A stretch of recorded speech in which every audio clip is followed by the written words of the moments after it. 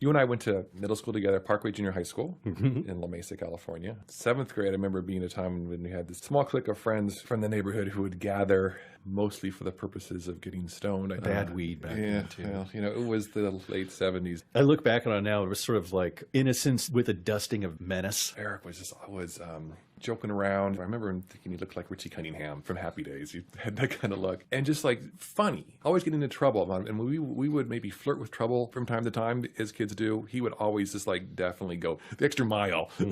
For me, I found kind of, and I still find it really endearing. What sort of wake do you think that he's sort of left? Well, he's one of those guys. I think that's why he's still so looms so large in our lives, Mike.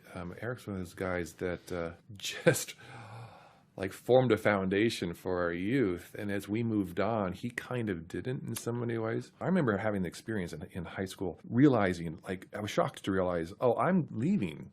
And so many of my friends aren't. So many people are just sort of doing exactly the same thing that they did when we all left high school when we were 17. And Eric, more than anybody, epitomized that. And in some ways, he ended up like sort of just having this extreme Peter Pan syndrome. And in some ways, a wonderful way, because it was like he wore that Peter Pan thing. But the downside is that he had substance abuse problems, which none of us realized was the case until I think we sort of the rest of us grew out of it, and he didn't.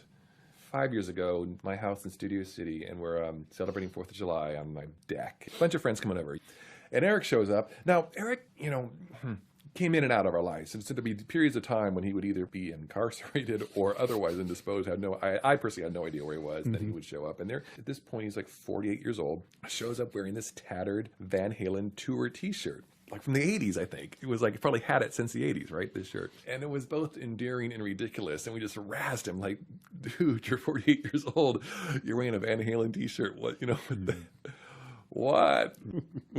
Because then we ran out of beer, as happens on 4th of July. And we send Eric down to the Ralph's to pick up some beer. And his tail's between his legs because we've been rousing him so much.